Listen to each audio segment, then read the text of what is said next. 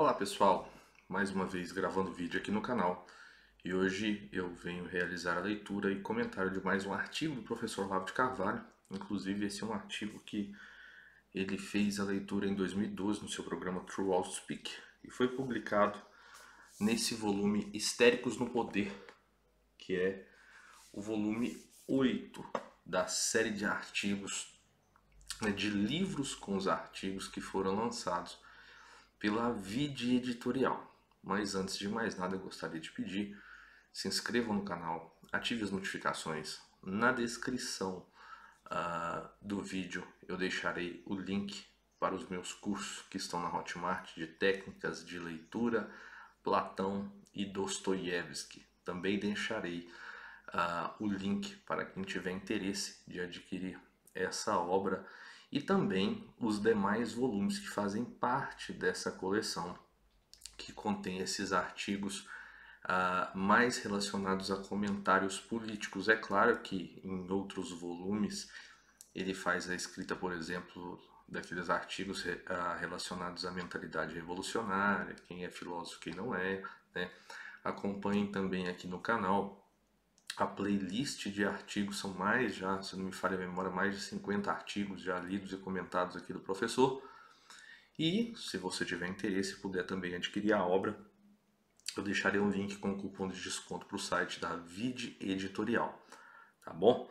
Então, vamos lá. Esse artigo é de 2012 e o nome dele é A Rotina das Cobras. Se há uma lição que a história ensina, documenta e prova, acima de qualquer dúvida razoável, é a seguinte: sempre que os comunistas acusam alguém de alguma coisa, é porque fizeram, estão fazendo ou planejam fazer algo em seguida, algo de muito pior. Acobertar crimes sob afetações histriônicas de amor à justiça e, há mais de um século, imutável procedimento padrão do movimento mais assassino e mais mentiroso que já existiu.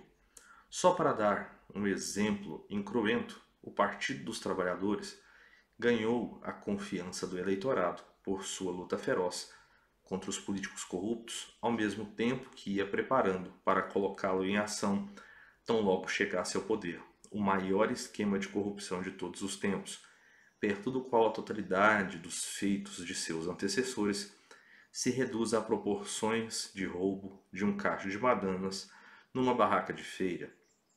Mas nem todos os episódios desse tipo são comédias de terceiro mundo. Nos anos 30 do século passado, o governo de Moscou promoveu por toda parte uma vasta e emocionante campanha contra as ambições imperialistas de Adolf Hitler, ao mesmo tempo que, por baixo do pano, as fomentava com dinheiro, assistência técnica e ajuda militar no intuito de usar as tropas alemãs como ponta de lança para a ocupação soviética. Há um livro que faz referência a esse fato, é A Guerra de Stalin, o Stalin's War, do Ernest Toppich, tá?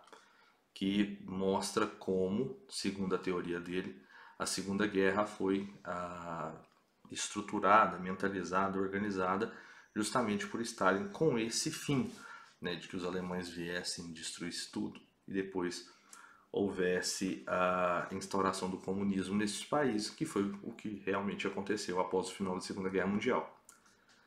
Os exemplos poderiam multiplicar-se ilimitadamente. Em todos os casos, a regra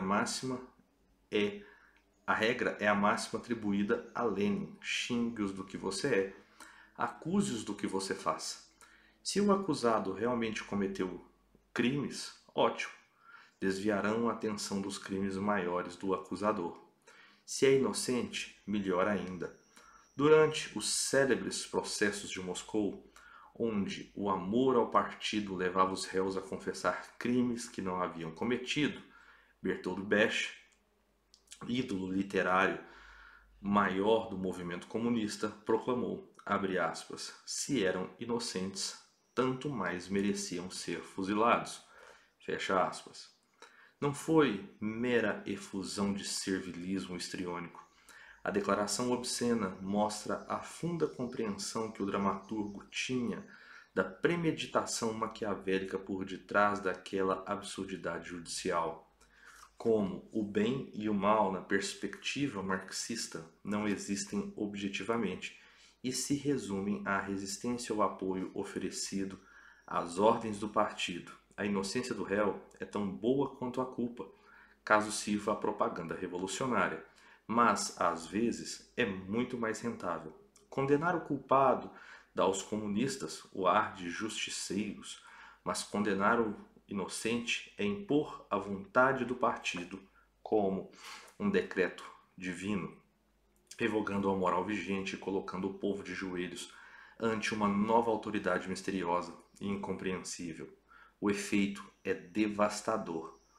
Aquele livro Arquipélago Gulag fala um pouco relacionado a esses crimes nos processos de Moscou, onde os réus confessavam crimes que não haviam cometido. Quem tiver interesse, é um excelente livro escrito pelo Solzhenitsyn. Tá? Isso não se aplica somente aos processos de Moscou. Perseguir o general Augusto Pinochet por delitos arquiconhecidos dá algum prestígio moral, mas condenar o coronel Luiz Alfonso Plazas a 30 anos de prisão por um crime que todo mundo sabe jamais ter cometido é uma operação de magia psicológica que destrói, junto com o inimigo, as bases culturais e morais da sua existência. O mesmo caso se pode dizer de políticos condenados que foram libertos, foram reabilitados recentemente, né? Aqui no Brasil. Quem tiver prestando atenção sabem a quem eu estou me referindo. Na presente Comissão da Verdade, os crimes do acusado são reais, mas menores que os praticados pelo acusador. A onda de terrorismo guerrilheiro na América Latina data do início dos anos 60 e já tinha um belo currículo de realizações macabras quando, em reação, os golpes militares começaram a espolcar. Computado o total de ações violentas que, partindo de Cuba, se alastraram não só por este continente, mas pela África e pela Ásia, a resposta dos militares à agressão cubana mostra ter sido quase sempre tardia e moderada, sem contar o fato de que, pelo menos no Brasil, veio desacompanhada de qualquer guerra publicitária comparável a que os comunistas, inclusive desde a Europa e os Estados Unidos, moviam contra o governo local. Sob esse aspecto, a vantagem ainda está do lado dos comunistas. Os delitos cometidos pelos militares chamam a atenção porque uma rede de ONGs bilionárias, secundada pela militância esquerdista que domina as redações, não permite que sejam esquecidos. Nenhuma máquina de publicidade, no entanto, se ocupa de explorar em proveito da direita as vítimas produzidas pela Conferência Tricontinental de 1966, pela OLAS, Organização Latino-Americana de Solidariedade de 1967, ou hoje pelo Foro de São Paulo. Numa disputa travada com tão escandalosa desproporção de recursos, a verdade não tem a menor chance. Na tão propalada ânsia de restaurar os fatos históricos, ninguém se lembra sequer de averiguar a participação de brasileiros nas ações criminosas empreendidas pelo governo de Fidel Castro em 3 continentes.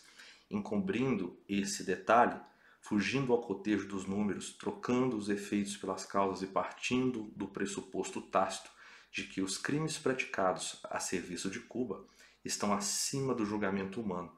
A Comissão da Verdade é, de alto a baixo, mais uma farsa publicitária montada segundo o modelo comunista de sempre. Seu objetivo não é um mero revanchismo como ingenuamente o pensam os militares. É habituar o povo a conformar-se com um novo padrão de justiça, no qual, a priori, e sem possibilidade de discussão, um lado tem todos os direitos e o outro não tem nenhum.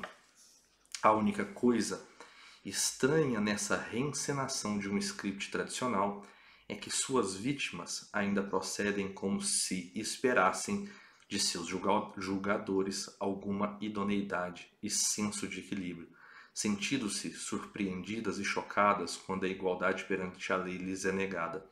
tanto quanto os cristãos se sentem repentinamente traídos quando o governo Dilma volta atrás no seu compromisso anti-abortista de campanha. Não há nada de surpreendente em que as cobras venenosas piquem. Surpreendente é que alguém ainda se surpreenda com isso. 22 de março de 2012.